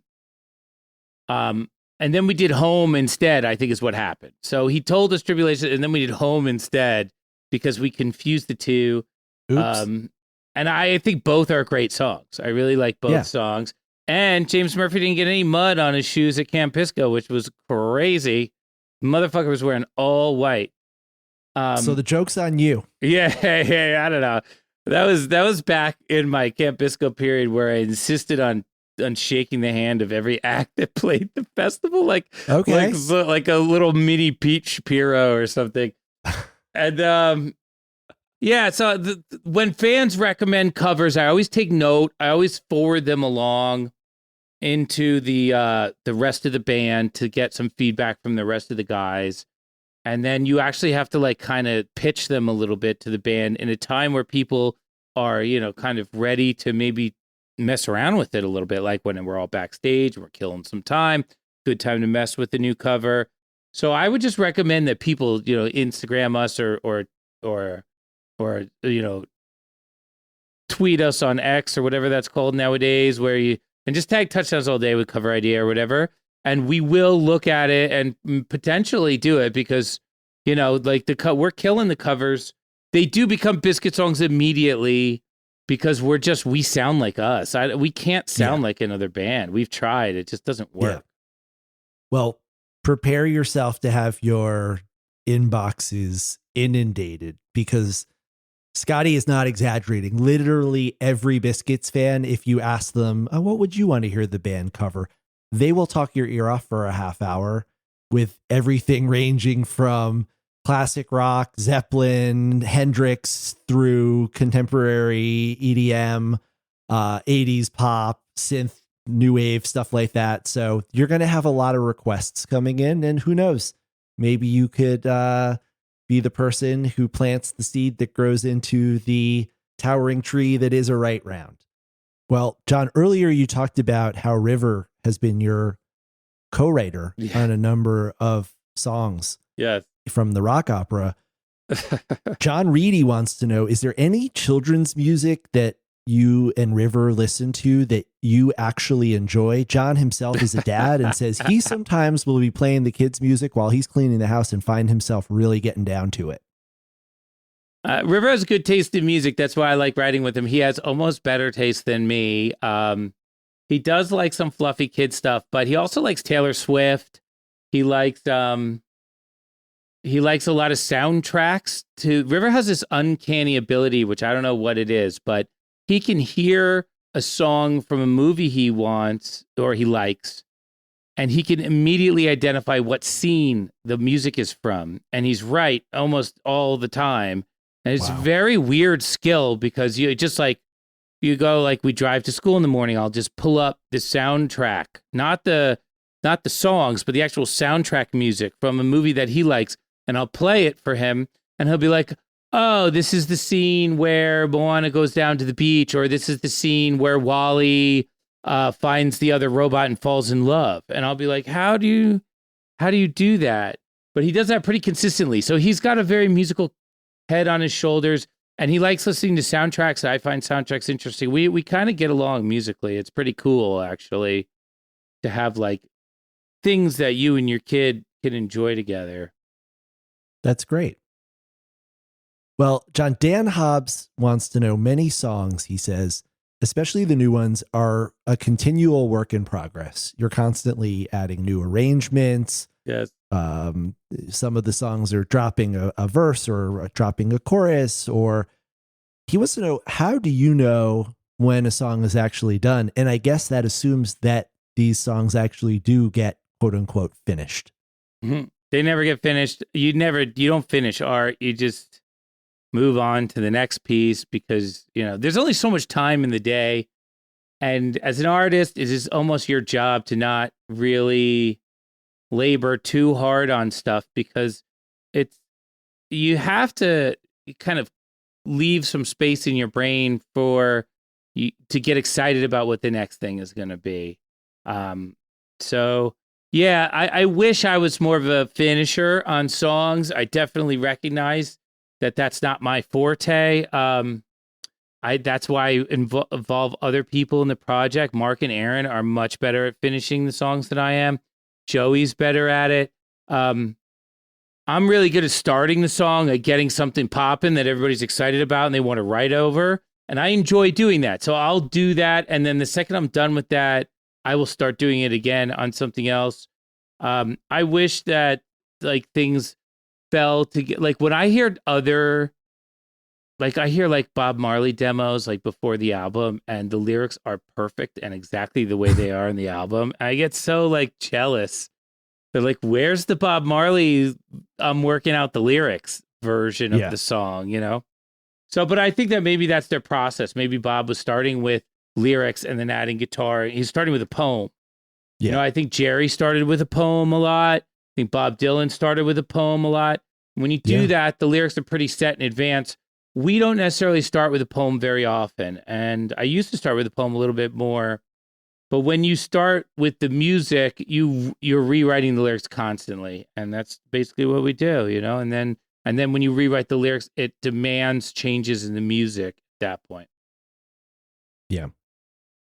Well, John, as we bring this episode and the year to a close, I've got a question for you. And it's a question that I asked Mark in episode 50. I asked Aron earlier in this episode. And that is, when you look back on 2023, what are some of the memories that you're going to hold most fondly?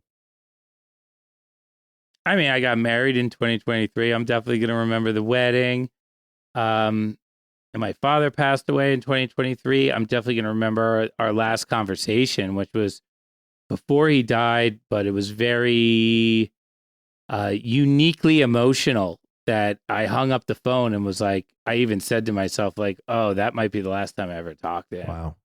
Because I was on tour and he called me up in the middle of the day. It was he doesn't really do that very often. And Yeah. he was like almost crying. And I was just like, wow. And then, we didn't realize how advanced his illness was. And the doctors didn't even realize it. So it was just kind of one of those things. So those were big things for 2023 for me.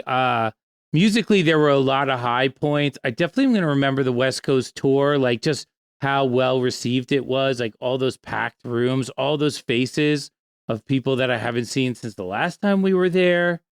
You know, I had a great 2023. The Very Moon, I'm going to remember. That was a very unique and special experience for us.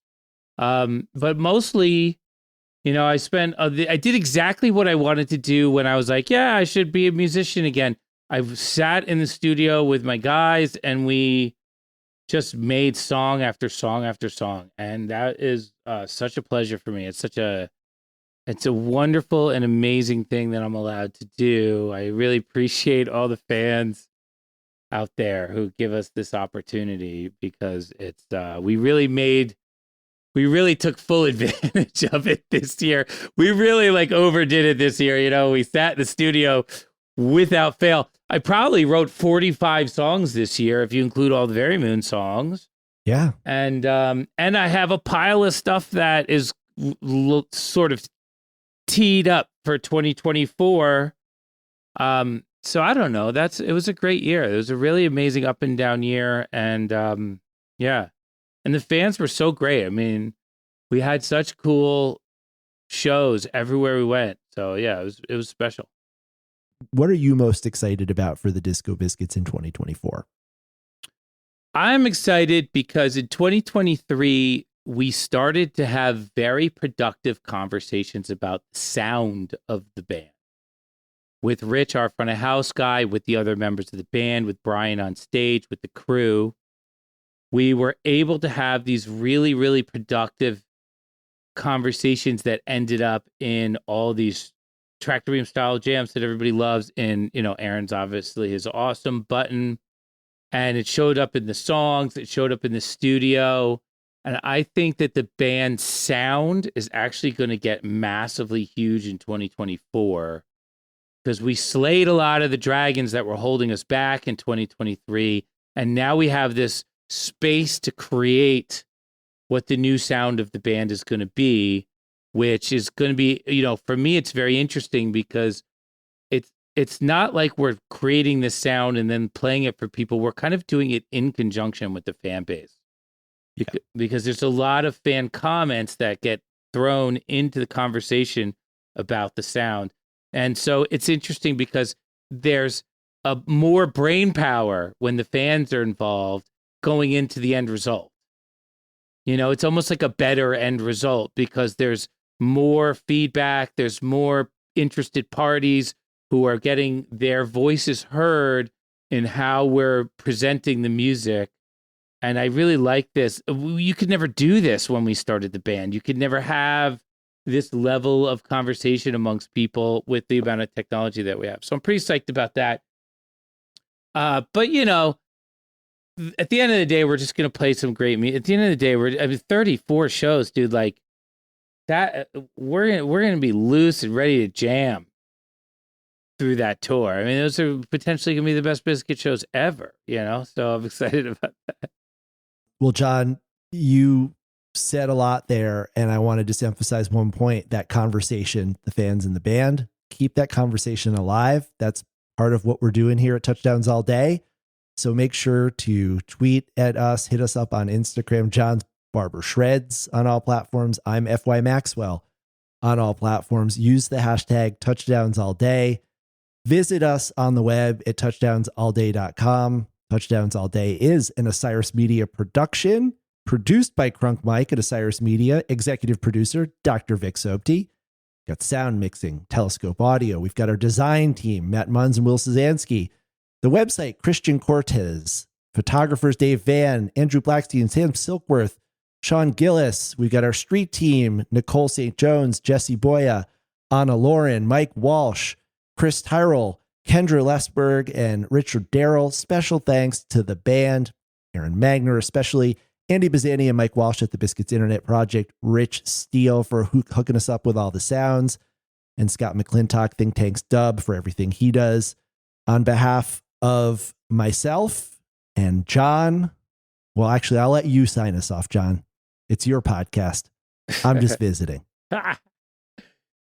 Well, I appreciate you, Max. Thanks for coming on here and getting us going on the Touchdowns All Day podcast. I'm super excited that we're jamming these episodes out because it's the vibe of the band now. Is that we all do it together? You know, that's the vibe, and I love it. It makes me happy, and I'm happy to have you aboard. And I'm excited to see what happens with this podcast over the coming months as well, because you know, when the podcast is going strong, it is it's great entertainment. I mean, it's just really fun entertainment, and it's fun to make. So I'm excited about it.